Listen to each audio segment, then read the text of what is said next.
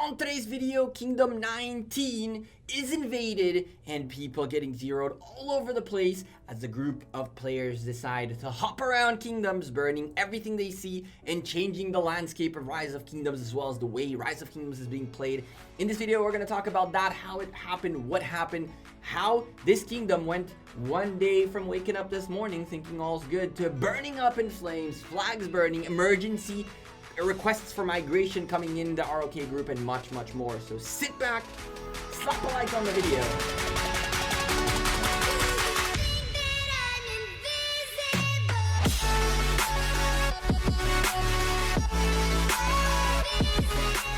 Hey there YouTube, welcome back to Gekko Gaming.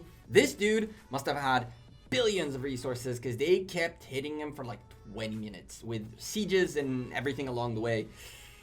That sucks. Before we start with this video, I'm a sponsored content creator of Rise of Kingdoms. Enjoy the content, make sure you slap a like on the video and subscribe to the channel. We got a ton of war coverage coming up. I was gonna post Lost Kingdom 36 today, but then KVK was released, this was released. We got tons of stuff coming up, so make sure you're subscribed to the channel with that bell on, all notifications.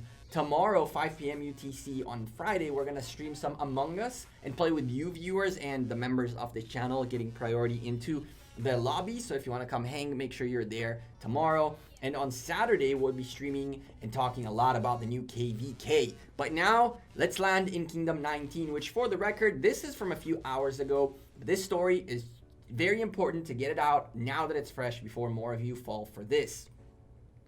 Someone messaged me, shout out to whoever did, about a situation in Kingdom 19.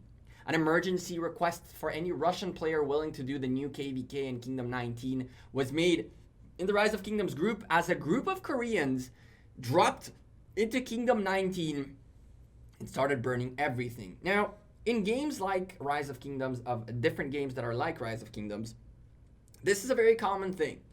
In Lords Mobile, a game I used to play a long time ago, a very different game than this, but kind of the same genre, I got a phone call more than once at very late night hours because all of a sudden an alliance invaded our kingdom and I was getting rallied because I wasn't shielded. I got a phone call, woke up, shielded, all was good, and we repelled the invasions, or we would just leave the kingdom. So in Rise of Kingdoms, for a very long time, and this is the group right here, I don't know how they got a hold of K19B, but they did. They have a lot of territory. They have a lot of strong players in here, and boy, it's just insane. I would assume that an early group of Koreans came in and kind of got this shell, and then their friends came in at the dead of night. So I would assume this kingdom did not have a migration cap. This is how everybody just came in. And at this point, Kingdom 19 does have a migration cap. The king took care of that, but in a couple days, he might not be king no more. In Lords Mobile, kingdoms weren't necessarily like a thing.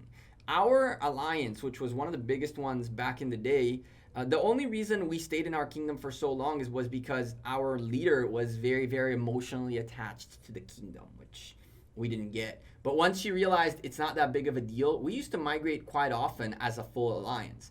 And it's a thing people do. Rise of Kingdoms has for a very long time been a game where it's like, I have my kingdom and I'm building my kingdom and my kingdom and my kingdom. I mean, it is Rise of Kingdoms. But at the end of the day, a kingdom is just a vessel for a community within that kingdom to do what they need to do. I never understood either the whole loyalty concept to a number. When I left Kingdom 58 for Kingdom 59, who destroyed us in KVK, I was called a traitor, that I don't care for anything, and blah, blah, blah, blah. When I went to, out of 196, I was called a traitor, that I didn't really care for the kingdom, and I didn't. I never cared for the kingdom. Spoiler alert, I still don't care for the kingdom in any kingdom I play in, because it's just a vessel. What I care for is the community within that kingdom.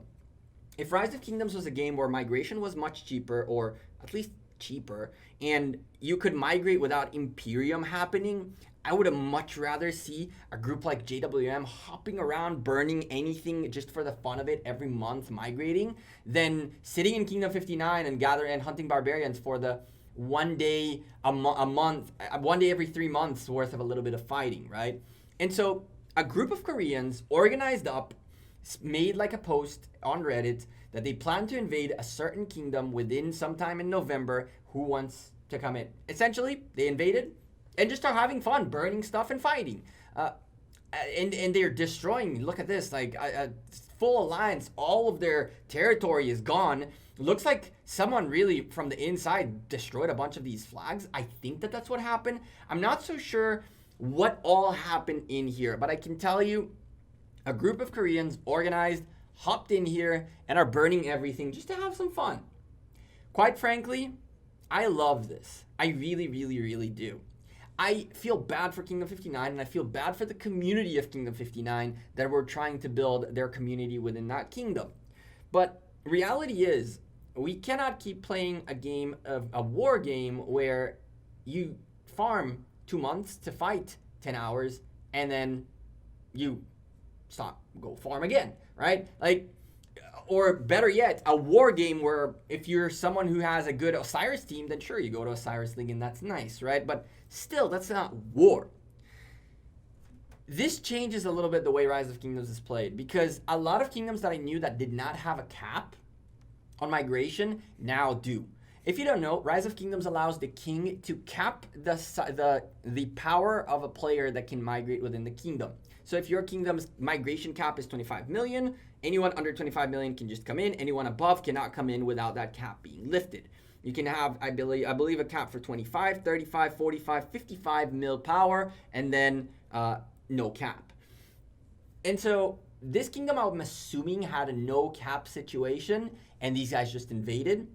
This is a warning to you all. If you care for your vessel, I'm not going to say your kingdom because the kingdom is the community. So if you care for the vessel in which your community is in right now, then you definitely want to make sure you have a cap on. And even that 55 million cap is very dangerous.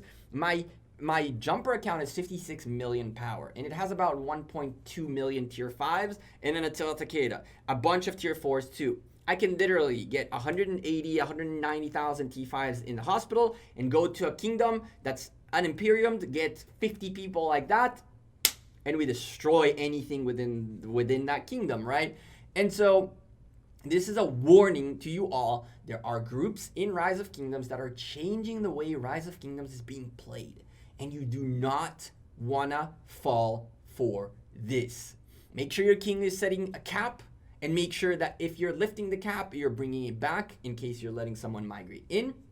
And if you're one of these groups that is jumping around, I find it awesome. I honestly do. I understand that this feels weird, but I truly think that these kinds of things change the way the game is played. And let me go a bit further before we hop into that kingdom as it is right now. There was no reason on earth for people not to power up, right? The problem with powering up is that the higher your power is, the more expensive it is to migrate. At the end of the day, the max you'll spend migrating in terms of passport pages, which you need to migrate in Rise of Kingdoms, is 75 passport pages. The problem is you can only obtain about 25 every single month so long as you're buying the New World Bundle, which means anyone who is at that 75 number cannot migrate every month. They'll have to migrate every 3 months at the best case scenario. But if you're someone who's looking to hop around and have some fun, you can get away with 25 passport pages under 60 million power. And so realistically, you can fill your hospital with tier 5s, hop somewhere with 20 passport pages as a 50 million power player, heal those troops up, train a bunch of troops, kill them all while fighting, go jump to the next place next month. You don't need to make it to 90, 100, 80 million power. You can keep yourself at a 50, 60 million power, and so long as you have enough people around you to, of course, help you protect yourself and all that good stuff, in theory, a group of 150 to 60 million power players can really do a massive amount of damage in a kingdom, even completely take it out. These guys have been fighting him for a very, very long time. He had a ton of resources, I guess. Sucks to be him. Let's go hop into this kingdom, how it is right now, as this is still an evolving story, and we'll go from there. Okay, it is 4 8:33 p.m. today, UTC, as we record this video, the day of the release of this video. Dove is the alliance that we're talking about. They were 19B a little bit ago. You guys saw it in the previous footage. They were K19B, and they're going up against K19C. In the previous footage, you guys saw K19C's whole territory went out the window, but it looks like they managed to connect some of the flags that were burned somewhere along this way, and they managed to resecure some of their territory. It seems like there's a lot of dead flags all over the place, alliances who completely left, and whole zones that are completely unoccupied. It seems like some flags got burned along the way for the leading alliance, as they own all of this area, but they just don't have any flags connecting this area to their whatchamacallit, alliance center. And it's weird, right? Because it looks like a flag got destroyed here. These guys took this pass, and it really seems like there is a little bit of work all over this kingdom to try to kind of destroy the locals, essentially. This is a group of Korean players who that's what they came in here to do, to come in and destroy the locals.